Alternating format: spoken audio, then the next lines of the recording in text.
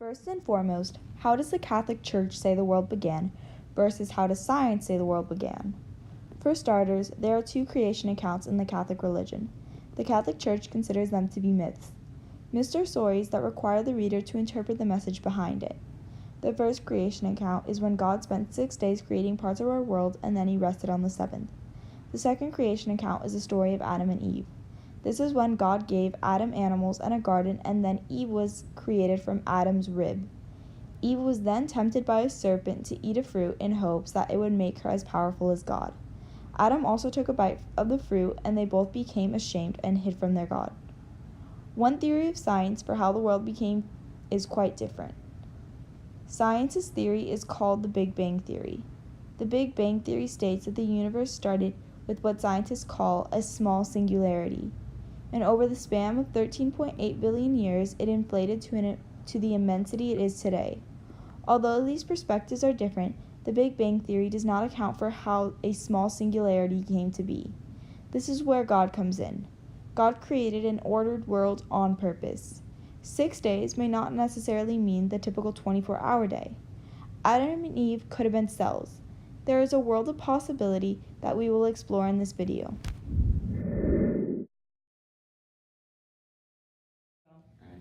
So, Mr. West, do you believe that science and religion work in unison? Yes. And you want me to kind of like elaborate? Yes, Okay. yes, please. So science is like the study of what we observe with our senses, what we can feel, touch, smell, etc. And it kind of explains everything that we see and everything that we experience in our world. Faith and religion is kind of to explain everything beyond our senses. So most people, they point to beginning of time as something that science can't observe because no one was there to observe it, to calculate or make observations on it. So faith helps explain that. So science explains our world, helps us understand our world, but of course it can't explain the origins of the universe, so that's what faith is for. And science kind of helps support religion. Of course, religion embodies everything that is creation because God created all things. Okay, cool. Second question. Why should scientists care about religion? Ooh, that's a good question. I think scientists should care because it answers questions to things that we cannot answer with human reasoning. Such as how large is the universe? I mean, an infinite amount of space is something that we can't fathom with the human mind. There's something that there's just a limitation to human thought, and religion kind of helps explain some of those things. So if you really want to be a true scientist, I think that you'd have to embody some practices of religion because what we can observe is limited, what we can feel, see, smell, all that stuff is limited. So we need something to help us answer those questions that we cannot answer with our human limitations. Okay. Third question. How do you believe that the world came to be? Obviously it was intelligent design, meaning God created the world. Now this is what kind of like really separates a lot of people on how it was created. Some people say the Big Bang, some people say the story of creation that's in the Bible is verbatim what happened. I like to think that whatever science kind of discovers and theorizes based on astrophysics and anything else that is involved with it, that of course, you know, that what we observe can be calculated with, or measured with science, so that can support the theory of, you know, how the universe was created or dispersed. But of course, everything has to have an origin, and that is intelligent design. And for the last question, do you think that the story of Adam and Eve has a scientific meaning, or do you believe it's just a story? I think, you know, it was through spiritual inspiration. It was written by a human. So I think that human wasn't there. Of course, spiritual inspiration can kind of help extrapolate things that human wasn't able to see or feel in the time period. But I think there's more of a story to kind of help explain where humans come from and kind of teach morality and get like a nice basis for the foundation of our religion, but not necessarily verbatim of what happened or what was said or done. Okay. And a follow-up to this really quick. We asked you this question because a lot of people believe that the story of Adam and Eve actually has to do with like mitosis and the cell, because you know Adam came from God and then Eve came from Adam. Okay. So it's like A lot of people believe what it has to do with that. And so, what's your opinion on that? Well, evolution obviously kind of tells a story that single-cell organisms divided and became more complex organisms, and that took billions of years. And if you think about how humans have changed just in a short amount of time, 1,000 years, 2,000 years, the height of people has changed, the facial structure of people has changed. And if you think about millions or even billions of years, that's an unfathomable amount of time. And so a great amount of changes can take place. So, I mean, that's something that, is possible. I'm not going to say it's the truth because I don't know, I wasn't there. But I think that's what science is gradually saying and compiling evidence for. So, I mean, I think it's an natural conclusion if science can back it up with sound facts and evidence. All right, thank you, Mr. West. Appreciate your time. Do you believe that science and religion work in unison? Yes, I believe scientists, the humanity can understand God as the creator of all things, and science is humanity's trying to explain how this creation, how this miracle of life actually happens.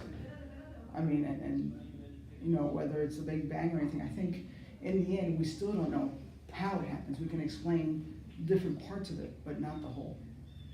So I think they do work together. Yeah. Okay. Why should scientists care about religion? Like, why should they incorporate it into their works, into their studies? To force a scientist to incorporate religion, that sounds wrong. Okay, I think I believe that humans are always facing that question as to where do we come from, how was I made. We're always seeking that greater good and that greater knowledge. And as Catholic, Christian, religious, we believe that greater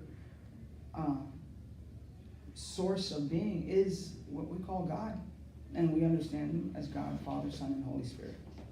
Mm-hmm. And how do you believe the world came to be?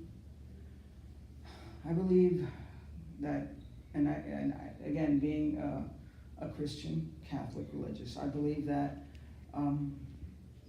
that there was this being that, and as it says in the book of Genesis, that there was a great abyss and a darkness, and this being was already there, and this being was pure love.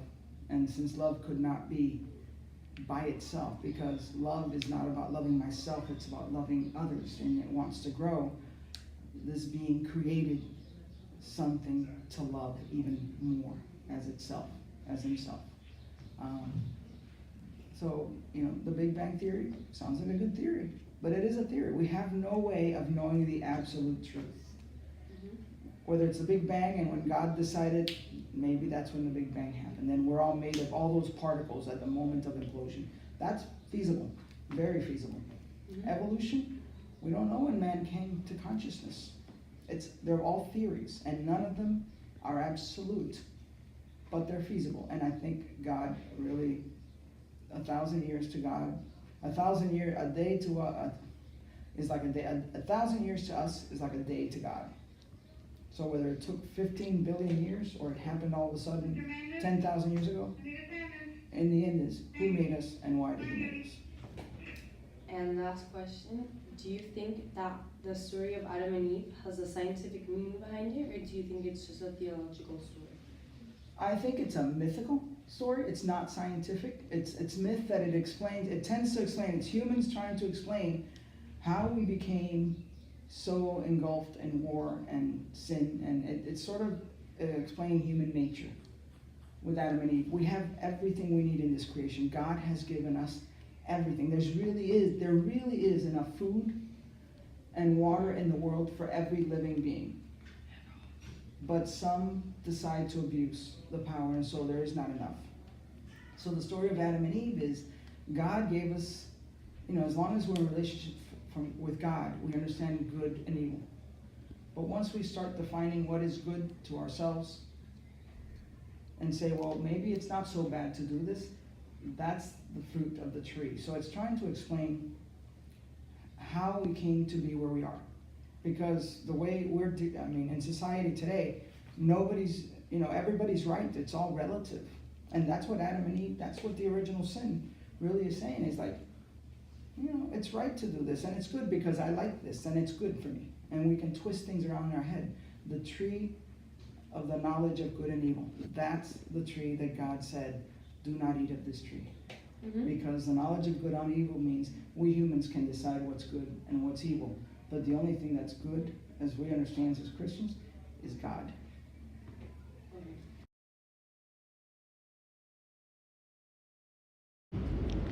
St. Thomas Aquinas wrote his Summa Theologica between AD 1265 and AD 1274.